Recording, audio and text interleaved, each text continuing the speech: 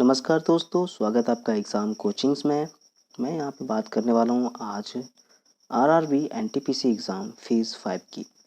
ये कुछ question series है जो मैंने निकाल के रखे हुए हैं। ये क्वेश्चंस मैनी टाइम्स अटैम्प्ट हो चुके हैं एनटीपीसी ग्रुप डी में और सीवीटी 1 में भी। तो चलिए शुरुआत करते हैं पहले क्वेश्चन से। क्वेश्चन की शुरुआत करने से पहले मैं चाहूँगा कि आप लोग अपने जीवन में एक काम करना स्टार्ट करें, भले ही वो आज से हो, लेकिन करना स्टार्ट करें। नॉलेज का हर वो हिस्सा जिसे आपने अभी तक नहीं सुना या नहीं देखा है, आप उसे हमेशा याद रखें और अपनी लाइफ में थोड़ी थोड़ी नॉलेज ज़रूर बटोरें। चाहे भले ही 5 मिनट के लिए कुछ सुने आप, लेकिन ऐसा सुने जो आपको ज्ञान दे। चलिए शुरुआत करते हैं हम क्वेश्चन सीरीज से। तो सबसे पहला क्वेश्चन है, माइक्रोसॉफ्ट कंपनी का सीईओ कौन है? सत्य नडेला। सत्य नडेला माइक्रोसॉफ्ट कंपनी के सीईओ हैं। अच्छा, दूसरा क्वेश्चन की तरफ चलते हैं। तो सेकंड क्वेश्चन है, खेलो भारत अभियान 2020 कहाँ आयोजित हुआ? खेलो भारत अभियान 2020 गुवाहाटी, आसाम में आयोजित हुआ। चलिए तीसरे क्वेश्चन की तरफ बढ़ते हैं हम। तो हमारा तीसरा क्वेश्चन है, भारत के युवा राष्ट्रपति कौन रहे? भारत के युवा राष्ट्रपति नीलम संजीव रेड्डी थे, जिन्होंने 64 साल व 67 दिन की आयु में राष्ट्रपति पद को हासिल किया। हमारा अगला क्वेश्चन है, वंदे भारत एक्सप्रेस। जी हाँ, ये क्वेश्चन कई बार आया हुआ है, कई बार घूम फिर करके क्वेश्चंस भी आते हैं कि नई दिल्ली व वाराणसी के बीच के लिए जो चलने वाली एक्सप्रेस है वह कौन सी है? तो वंदे भारत एक्सप्रेस जो नई दिल्ली व वाराणसी के बीच चलती है, याद रखिएगा। अगले क्वेश्चन की तरफ हम बढ़ते हैं। तो अगला क्वेश्चन हमारा है कि अंतर्राष्ट्रीय न्यायालय का मुख्यालय कहाँ पर है? अब अंतर्राष्ट्रीय का जो न्यायालय है, अंतर्राष्ट्रीय न्यायालय का मुख्यालय वो हैग नीदरलैंड में है। हैग नीदरलैंड में सन 1945 में संयुक्त राष्ट्र के चार्टर द्वारा स्थापित किया गया था और वह अप्रैल 1946 में अप्रैल 1946 में शुरू हुआ था। कोर्ट की सीट अभी तक हैग नीदरलैंड के पास है, इसलिए ये अंतर्राष्ट्रीय न्यायालय का मुख्यालय कहलाता है। अगले क्वेश्चन की तरफ बढ़ते हैं। बात करते हैं डीआरडीओ का प्रमुख कौन है? सबसे पहले हम बात करते हैं डीआरडीओ क्या है। तो डीआरडीओ है defence research and development organisation. ये इनके प्रमुख हैं सतीश रेड्डी जी। नेक्स्ट क्वेश्चन की तरफ हम चलते हैं। हमारा अगला क्वेश्चन है, सबरीमाला मंदिर। सबरीमाला मंदिर कहाँ पर स्थित है? सबरीमाला मंदिर केरला में स्थित है। ये क्वेश्चन कई बार आ चुका है कि ऐसा कौन सा केरला में मंदिर है जिसे डैश के नाम से जाना जाता है? तो वह सबरीमाला मंदिर है जो केरला में स्थित है। अगले क्वेश्चन की तरफ हम बढ़ते हैं। तो ये क्वेश्चन बहुत फर्स्ट फेज में भी पूछा गया था, थर्ड फेज में भी पूछा गया है और फोर्थ फेज में भी पूछा गया है। किस देश ने सबसे पहले कोविड-19 वैक्सीन तैयार की? सबसे पहला जो देश बना वो रूस था, जिसने कोविड-19 की वैक्सीन तैयार की थी। ये वैक्सीन सबसे पहले तैयार की गई रूस के द्वारा।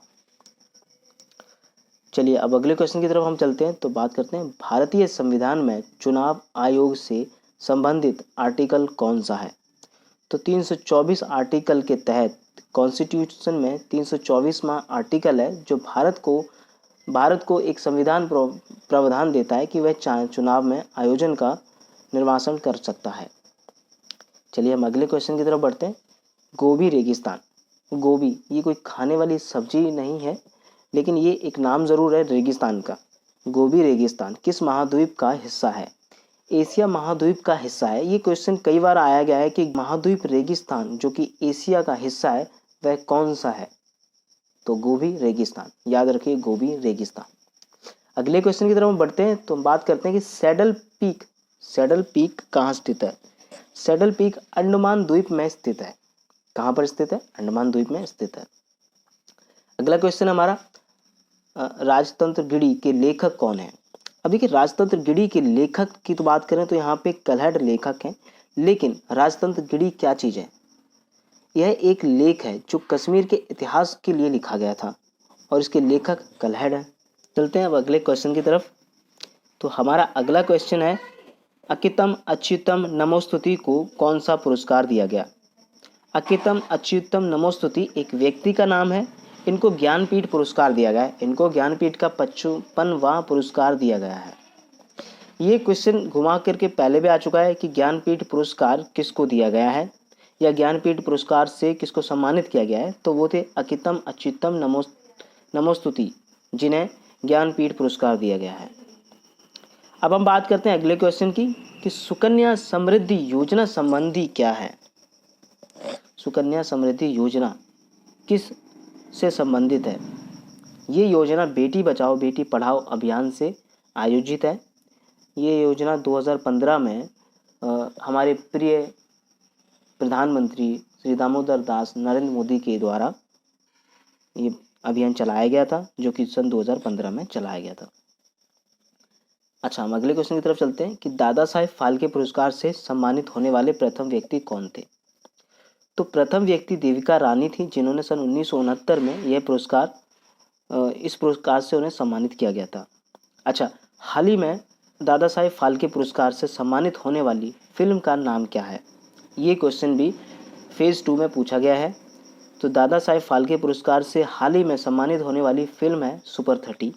सुपर 30 के लीड रोल थे ऋतिक रोशन, तो 2020 में जिन्होंने ये खिताब जीता है। चलिए हम आगे बढ़ते हैं। अगला क्वेश्चन हमारा, भारतीय विज्ञान संस्थान कहाँ पर स्थित है? भारत की विज्ञान संस्था बेंगलुरु में स्थित है। बेंगलुरु में भारत की कौन सी संस्था स्थित है? इस तरीके से भी ये सवाल पूछा गया है फेज़ 2 में। तो भारत की विज्ञान संस्था बेंगलुरु में स्थित है। मरियाना ट्रेंच किस महासागर में स्थित है? मरियाना ट्रेंच प्रशांत महासागर में 1122 किलोमीटर की, जी हाँ 1122 किलोमीटर की प्रशांत महासागर में मरियाना ट्रेंच है। ऑस्ट्रेलिया का सबसे अधिक घनी आबादी वाला शहर कौन सा है? ऑस्ट्रेलिया का सबसे घनी आबादी वाला शहर सिडनी है।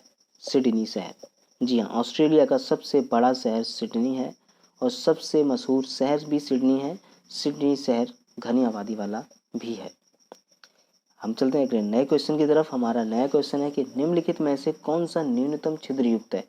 कुछ ऐसे ऑप्शनल क्वेश्चंस भी आते हैं, तो इन ऑप्शनल क्वेश्चंस में आपको अपनी तर्क शक्ति का इस्तेमाल करना होता है।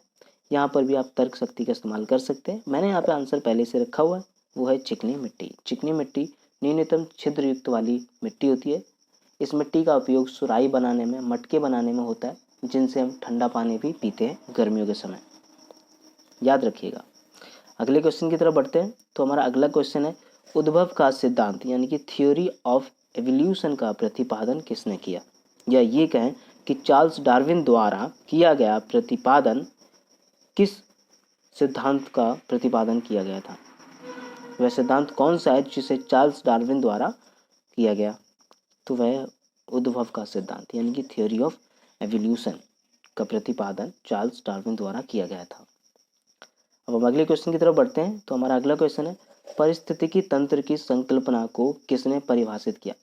जी हाँ, पारिस्थितिकी तंत्र की संकल्पना को परिभाषित करने वाले व्यक्ति थे आर्थर ट्रासले।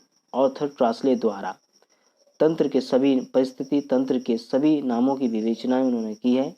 उसे पूरी तरीके से एक एक नाम दिया गया है उनके द्वारा। अगला क्वेश्चन हमारा कि ओलंपिक खेल में से किस खेल को हटा दिया गया है? जी हाँ, भारत सरकार ने ओलंपिक खेल में से बेसबॉल खेल को हटा दिया गया है। यह क्वेश्चन भी फेज़ 1 में आया था, अटेम्प्ट हुआ है और इस क्वेश्चन को नेक्स्ट दोबारा अटेम्प्ट होने के चांसेस हैं।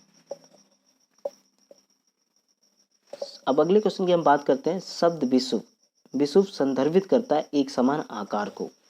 देखिए, विषुव एक पर्यायवाची शब्द है, जिसको अगर डिफाइन करते हैं तो उसका मतलब होता है कि एक समान आकार वाला। यहाँ पे मैंने उदाहरण के लिए दिया गया है कि दिन और रात एक समान अवधि के होते हैं। आप ऐसे भी कह सकते हैं दिन और रात विषुव होते हैं, यानी कि एक समान आकार के होते हैं।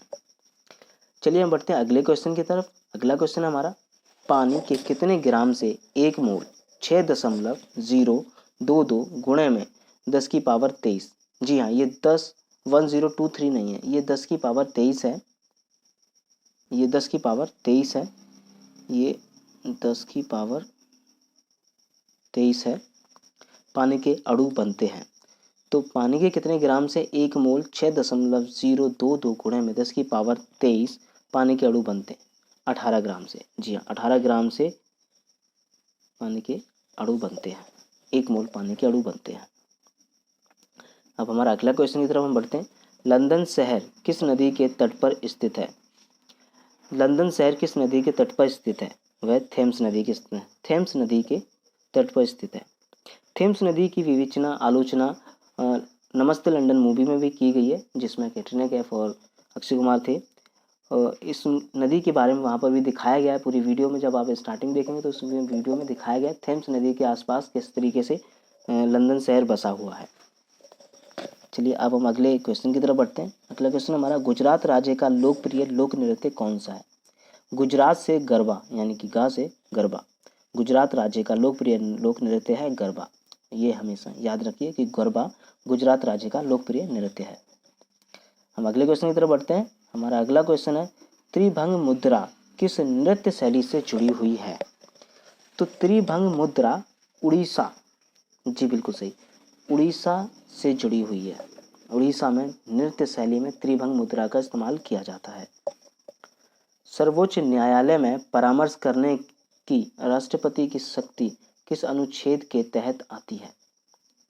देखिए, राष्ट्रपति के पास जो पावर होती है, मतलब राष्ट्रपति की जो पावर होती है, वो सर्वोच्च न्यायालय में परामर्श करने की एक अनुच्छेद यानी कि आर्टिकल के थ्रू मिलती है उन्हें।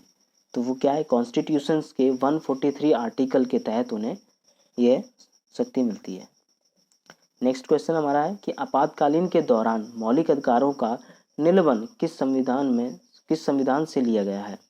आपातकालीन स्थिति को लगा करके अभी हाल ही में 2020 में ही बीजेपी सरकार द्वारा किसानों के प्रति 3 अधिनियमों को लागू किया गया था, जिसमें आपातकालीन स्थिति को दिखा करके उन्होंने इन 3 अधिनियमों को सरकार द्वारा पास करवाया है।